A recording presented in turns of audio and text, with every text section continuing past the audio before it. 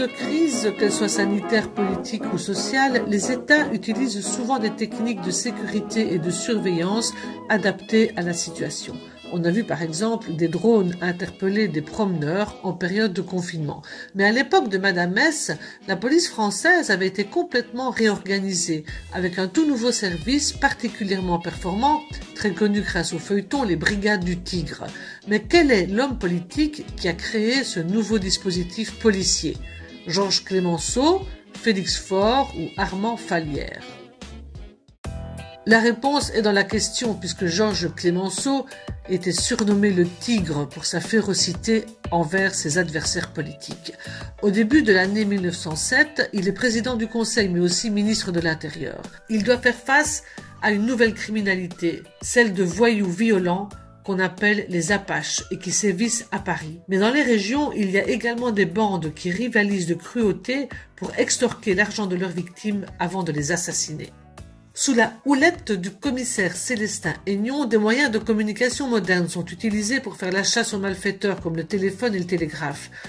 Et bientôt, les célèbres flics à bicyclette de la marque Hirondelle, flics qui portent aussi ce nom d'oiseau en référence à leur silhouette dessinée par d'Ample Capeline, sont remplacés par des équipes en automobile. Aignon travaille main dans la main avec Louis Lépine, le préfet de police de Paris. C'est un proche de Madame S, et c'est lui qui, la nuit du crime, le 31 mai 1908, organise les premières constatations avec le célèbre Alphonse Bertillon, celui qu'on surnomme le Sherlock Holmes français. On le voit ici qui se prête au jeu de son ingénieux cliché anthropométrique.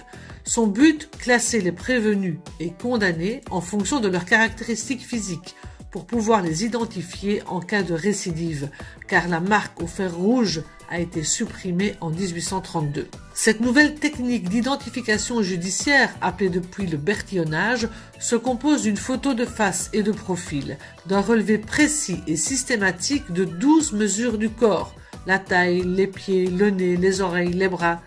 Alors que Meg est encore alité et les cadavres de sa mère et de son mari dans les chambres d'à côté, Alphonse Bertillon mène l'enquête sur place.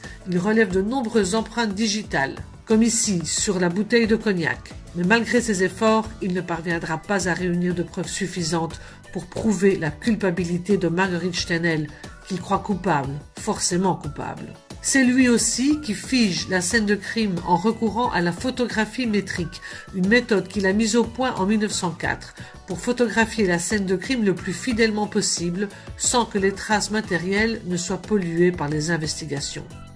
Mais confidence pour confidence, c'est tout de même avec horreur que j'ai découvert la photo d'un Adolphe Steinel assassiné gisant par terre dans le couloir. Ce qui, au-delà de tout, nous ramène à la cruauté de cette terrible accusation. Une accusation dont Madame S se sortira de justesse puisqu'elle sera acquittée en novembre 1909. À bientôt pour notre prochain rendez-vous Confinette.